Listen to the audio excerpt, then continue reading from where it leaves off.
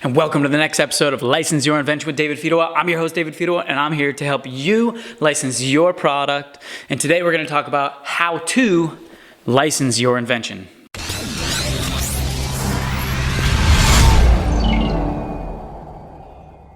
So to jump right into it, how to license your invention. It's a big statement, right? How to license your invention. That's not an easy answer, right? So this video is going to be a little bit longer than the rest. And what I want to tell you about licensing is it's a lot like a magic trick. And when I tell people that, they're like, well, what do you mean? So I tell them, a magic trick it's simple, right? It's an illusion. And so when you're the magician, the illusion is not so mystical. But when you're standing from the outside and you see a magician pull a rabbit out of a hat, you're like, wow, that's, amazing, right? They've had that hat on the whole time. How's that rabbit been in there? From the outside observer that's never licensed their product or know how the magic trick works, it's a magic trick, right? There's illusions, there's how does that work? But then once you know how it works, it's a very simple trap door and you pull the rabbit out. And that's the way licensing is. It's not mystical, it's not difficult, but once you know the process, once you know the steps that it takes to get your product licensed, it's a simple trap door and you pull the rabbit out and you can close your deals. I'm not saying that it's not hard work, but the process is simple. And so to break down the how to license your product in simple terms, right? I won't be able to get into the detail of the technical aspects of execution, but I want to give you the bigger roadmap of how to get there. So how to invent. When you're getting started, you have to understand your marketplace, right? You can't just, and this is with any business that you get into, you have to understand the marketplace, understand the other products. And a lot of people like to skip over this because when they have an invention in their mind, it's such a great invention, it doesn't necessarily matter what the rest of the market thinks because the innovation is so great, it won't have any impact. But understanding that marketplace will actually make you successful in the monetization of your product. And there's a multitude of different factors that play into that, like understanding your competitive advantage over your other products in the marketplace. Once you do the research, you understand how they market and how they communicate within that category. And to dive in a little bit deeper on that topic is different industries market and advertise in different ways.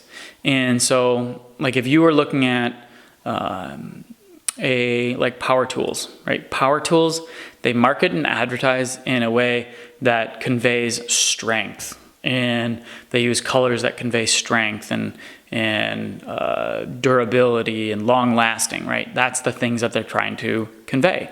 But then if you take a baby product, they're not trying to convey those things. They're trying to convey safety,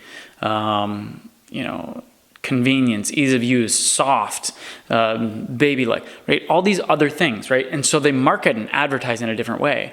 And so if you have a new drill or new power tool and you're trying to advertise it like a baby product, it disconnects, right? And so even though it might be a great innovation, you won't get it licensed because of the way you're communicating it. And that's the issue.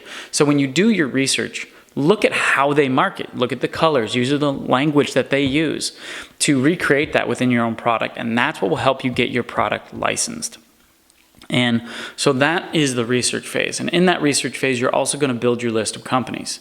And then step number 2 is marketing, right? You have to develop a way to communicate your product. And that way to communicate your product, when I was getting started, I always thought like, hey, this product is so great, so innovative. They'll see it, they'll love it right away.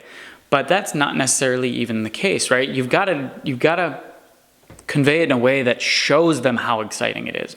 Don't just tell them. And that's one of the issues I had when pitching my Arctic can product was I was telling people that it could keep your beer colder longer. And then it didn't really hit home with anybody. I couldn't license it. And it wasn't until I changed my marketing so that I showed them that you can keep your beer colder longer. And that's when it started really generating interest. So it's the show, don't tell marketing, right? I was telling people that it worked, but then it wasn't until I showed people that I got the wheels moving and got people to want to license my product. So in step number 2, show, don't tell marketing. Show them that this is effective in this way. And once people see what you see, deals start to happen. So we have, do your research, have that understanding of your marketplace. Second, build a marketing piece that communicates your product. Number 3, protect, right? Everybody always thinks protect is the very first step, but it is not. Protect is the 3rd step right before you're pitching your product. And that can go in a lot of different ways, but typically with Inventors, it's a provisional patent application that you can file with the USPTO to get your product patent pending for 12 months. And so once you have that, right, you've built your list of companies, you've done your research, you've built marketing material, now you have your protection, right, we're patent pending. Then we go out and start calling companies, reaching out. This is another one that's like that magic trick. It looks like it's difficult, but not until you start doing it, you understand, hey, I'm just reaching out and calling my neighbor, right? Your neighbor works at a day job. I work at a day job. You're just calling people and saying, hey, do you look at new product ideas? And if they're interested, they look at your marketing material. It's not a difficult step, but it's the next step, and it's the crucial step of getting your product licensed. Inventors get good at steps 1 through 3 and fail at step number 4. And if you fail at step number 4, you never monetize, and you only get to do it as a hobby. Once you get good at step number 4, you get to start to monetize and do it as a career, as a side hustle, whatever you want, because the money can start flowing in if you get good at step number 4 of calling and reaching out to companies. And step number 5 is deal making. Right? Deal making is, it's fun. It's my favorite step because, we're negotiating royalty percentages. And sometimes when you negotiate 1%, it can be a difference, sometimes 40, 50, 60, even $100,000 in 1%. And so when you start negotiating these things, they're a ton of fun.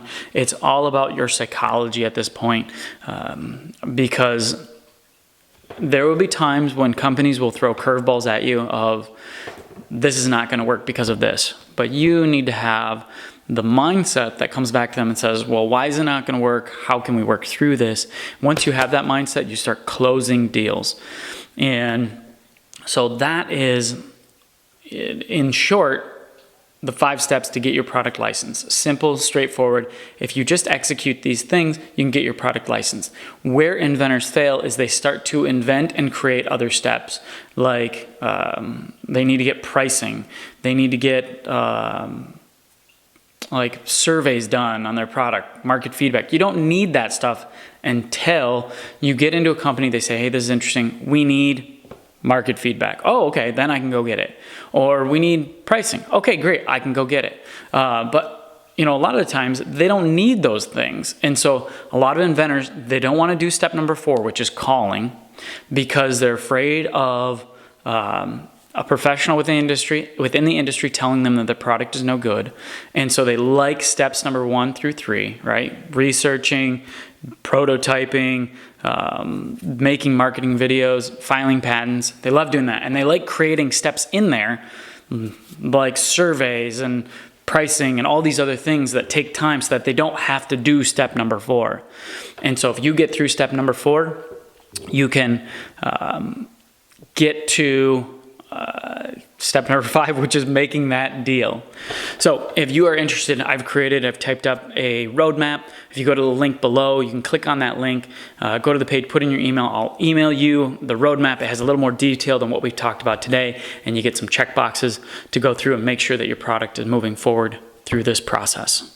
Thank you for tuning in to that episode of License Your Invention with David Fidua. I hope you enjoyed that episode and got a lot out of it. Please subscribe now so we can send you more videos all about licensing, all about getting your product out there on the market paying royalties. Also, check out inventtribe.com to become a member, right? Check out more of this roadmap, how to get your product licensed. We're here, we coach, we teach people how to get their stuff on the market.